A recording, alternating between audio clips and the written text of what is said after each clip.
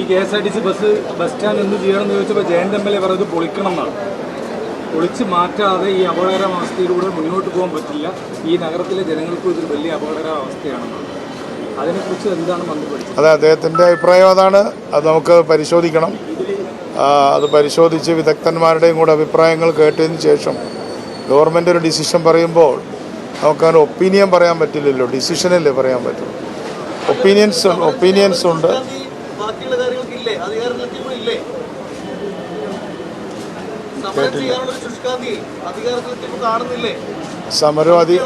സമരവും ഭരണവും രണ്ടല്ലേ. സമരത്തിൽ നമ്മൾ ഉന്നയിച്ച പ്രശ്നങ്ങൾ ഭരണത്തിൽ എങ്ങനെ നടപ്പാക്കാൻ പറ്റും എന്നല്ലേ നമ്മൾ നോക്കുന്നത്. അതുമായി ബന്ധപ്പെട്ട കേസുകൾ നിലവിലുണ്ട്. അത് വളരെ സങ്കീർണമായിട്ടുള്ള വിഷയമാണ്. അപ്പോൾ ആ കേസുമായി ബന്ധപ്പെട്ടുള്ള വിഷയങ്ങൾ തീരുന്ന മുറയ്ക്കേ നമുക്കത് ചെയ്യാൻ പറ്റുള്ളൂ. അതിനുവേണ്ടി നിരന്തരമായി നമ്മൾ ശ്രമിച്ചുകൊണ്ടിരിക്കുകയാണ്.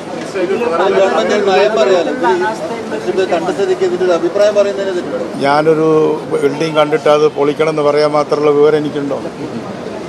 അത് ഗവൺമെൻറ് ഏർപ്പെടുത്തുന്ന ഒരു എക്സ്പെർട്ട് കമ്മിറ്റിയാണ് അതിനെക്കുറിച്ച് ഒപ്പീനിയൻ പറയുന്നത്. മദ്രാസ് IIT നിയോഗിച്ചപ്പോൾ മദ്രാസ് IITയിലെ ഇന്ത്യയിൽ നമുക്ക് ലഭ്യമായ ഏറ്റവും വലിയ നല്ല എക്സ്പെർട്ടാണ്. അവർ പറഞ്ഞത് 32 കോടി രൂപ അതെല്ലാം നമ്മുടെ മുമ്പിലുണ്ട്.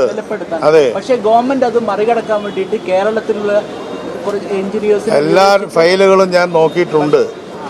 ആ ഫയലുകൾ നോക്കിയിട്ടുള്ളതിനെ സംബന്ധിച്ച് ഒരു ഡിസിഷൻ എടുക്കും. ആ ഡിസിഷൻ നിങ്ങളെ അറിയിക്കും. ഒരു ഡിസിഷൻ മേക്കിംഗ് പ്രോസസ്സിലാണ് ഞാൻ പറഞ്ഞോട്ടെ.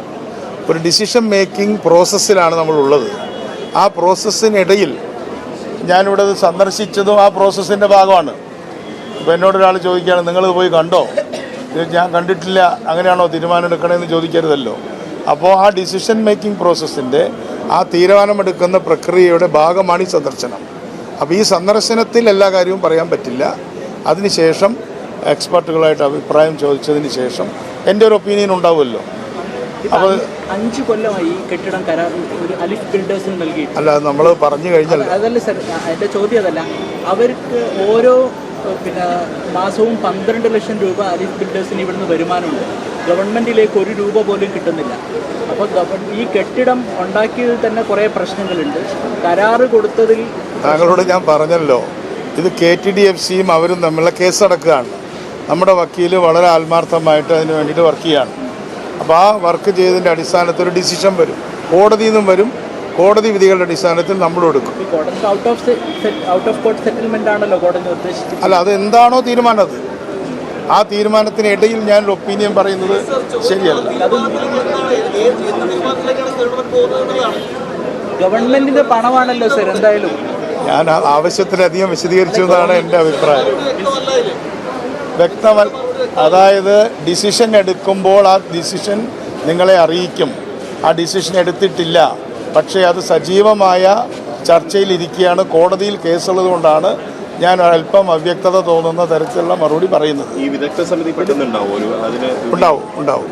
വിദഗ്ധ സമിതി ഉണ്ടാവും. പറഞ്ഞോട്ടെ, ആ വിദഗ്ധ സമിതിയുടെ അന്വേഷണം വരുന്ന മുറക്കേ അത് പറയുള്ളൂ. ഇപ്പം ഞാനൊരു ഒപ്പീനിയൻ പറഞ്ഞാൽ അത് ശരിയല്ലല്ലോ അങ്ങനെ പറയുന്നത്. കഴിഞ്ഞ ദിവസം KSRTC ബസ്സിന് നേരെ കോഴിമുട്ട കൊണ്ടുള്ള ഒരു ഏറുണ്ട്. അതെ, സമാനമായ രീതിയിൽ കർണാടകയിൽ അപകടം നടന്ന ബസ്സിലും ഈ കോഴിമുട്ടയുടെ അംശം കണ്ടെത്തി എന്നുള്ളതാണ് പുറത്തു വരുന്ന വാർത്തകൾ. അപ്പം ഇത് ഏതെങ്കിലും തരത്തിലുള്ള ഒരു അട്ടിമറി സാധ്യതയുണ്ടോ, അല്ലെങ്കിൽ ബോധപൂർവം ആരെങ്കിലും ഇത്തരത്തിൽ ഈ KSRTC ആക്രമിക്കുകയാണോ? വളരെ പ്രസക്തമായൊരു ചോദ്യമാണ് താങ്കൾ ചോദിച്ചത്. ഞാനിപ്പോൾ ഇന്ന് കാലത്ത് തന്നെ KSRTC MD ആയിട്ട് സംസാരിച്ചു. നമ്മുടെ ഓഫീസർമാർ അവിടെ സംഭവ സ്ഥലം സന്ദർശിച്ചിട്ടുണ്ട്. അതേപോലെ തന്നെ നമ്മൾ പോലീസ് സ്റ്റേഷനിൽ അവിടുത്തെ സ്റ്റേഷനിൽ പരാതി കൊടുത്തിട്ടുണ്ട്. ഇപ്പോൾ ഇതിനകം FIR ആയി കാണും. അപ്പോൾ നമ്മുടെ ഗവൺമെൻറ്റും അവരുടെ ഗവൺമെൻറ്റുമായി സംസാരിക്കും. എന്തായാലും ഇങ്ങനെ മുട്ട എറിഞ്ഞു എന്നുള്ളത് ഈ ബസ്സിന് നേരെയല്ല, മറ്റൊരു ബസ്സിന് നേരെ ആണെങ്കിലും മുട്ട എറിഞ്ഞു എന്നുള്ള വിവരമാണ് ഇപ്പോൾ നമുക്ക് മാധ്യമങ്ങളിൽ കൂടിയും ഒക്കെ കിട്ടുന്നത്, അല്ലേ? അത് ഞങ്ങളും വളരെ സീരിയസ് ആണ് ആ വിഷയത്തിൽ.